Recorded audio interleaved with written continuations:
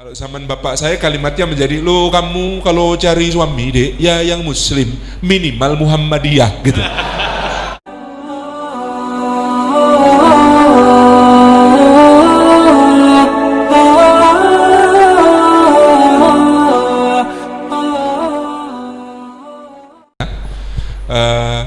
Insya Allah mudah-mudahan kita berkesempatan lagi untuk berjumpa dan menadah ilmu dan keberkahan majelis dari Ustadz Abdul Somad di waktu-waktu yang akan datang insya Allah. Saya lihat-lihat gejalanya sudah mulai jatuh cinta dengan Jogja. Kalau sudah jatuh cinta, mudah-mudahan kadang-kadang jadwal itu administratif sifatnya. Tapi kalau cinta itu spontanitas, insya Allah akan banyak datang ke Jogja. Apalagi sudah minum airku ini air Kulon Progo, diambil dari mata air Sungai Progo. Kalau sudah di Kuang Fusakum wa ahlikum nar. Kalau di Sumatera, di Kalimantan, setiap minum air sungai di sana saya selalu dikomentari. Di Jambi, Ustadz sudah minum air Batanghari, pasti kesini lagi.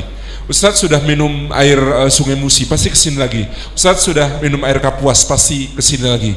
Ustadz Abdul Somad sudah mendengar cerita tentang Pangeran Diponegoro dan beliau sudah minum air Sungai Progo.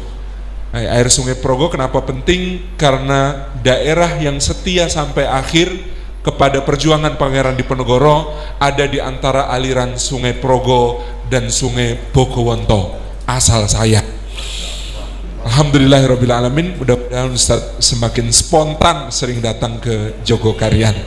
Apalagi kalau ada alasan yang lebih kuat lagi, yaitu cinta. Insyaallah kita doakan beliau mudah-mudahan berkenan untuk sering-sering hadir ke masjid yang kita cintai ini. Sebagai penutup, punya satu cerita teladan dari seorang yang kami banyak teladani di Jogja, Pak A.R. Fakhrudin Allahyarham. Beliau adalah satu ketua pengurus pusat Muhammadiyah dari tahun 1968 sampai 1990. Ini ceritanya, Pak A.R. ini diundang ke sebuah masjid di Jawa Timur.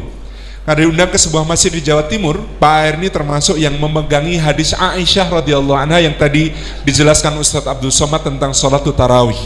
Nah, beliau diminta setelah sholat isya memberikan kultum sebelum sholat tarawih. Begitu hadirin mendengar kultum dari Kiai A.R. Fakhrudin ini, hadirin terpesona. Oh, ternyata Pak A.R. yang ketua Muhammadiyah itu alim. Mohon maaf, pada zaman Pak A.R. di Jawa Timur apalagi Madura, pandangan tentang Muhammadiyah itu masih agak gimana gitu. Jadi generasi kakek saya kalau di Madura itu omongannya di sini nih semuanya muslim deh, kecuali pojok sana 3 itu Muhammadiyah gitu. Nah, zaman bapak saya sudah tambah baik. Kalau zaman bapak saya kalimatnya menjadi, lo kamu kalau cari suami dek, ya yang muslim, minimal Muhammadiyah gitu. Itu dulu begitu. Jadi sensitif memang. Nah, ketika Pak A.R. diundang ini, beliau kemudian ternyata didaulat oleh jamaah untuk mengimami salat tarawih. Pak A.R. tolong jadi imam gitu ya. Pak A.R. bimbang juga, beliau meyakini jangan lebih dari 11 rakaat. Sementara jamaah ketika itu dia tanya, mohon maaf Bapak Ibu sekalian, biasanya di sini 11 rakaat atau 23 J? Jamaah menjawab kompak, 23 gitu. Pak A.R. kemudian dengan senyum berkata, baik, bismillah, mudah-mudahan kita bisa laksanakan seperti kebiasaan kita. Lalu beliau mulai takbiratul ihram, Allahu Akbar, bacaannya fasih, sangat indah, Masya Allah. Biasanya sholat di masjid itu meskipun 23 rakaat, jam 8 malam selesai, Bapak Ibu yang dirahmati Allah. Tetapi ketika Pak A.R. jadi imam sudah 8:30 baru dapat 8 rakaat. Maka Pak A.R. kemudian menghadap ke arah hadirin dan bertanya, Bapak Ibu mohon maaf ini mengingat waktu, kita lanjutkan sampai 20 atau kita witir saja? Maka jamaah menjawab kompak, witir begitu. Baik, bismillah kita witir. Gus Dur mengomentari kejadian ini dengan mengatakan, hanya Pak AR yang bisa membuat warga NU rela trawehnya diskon 60%.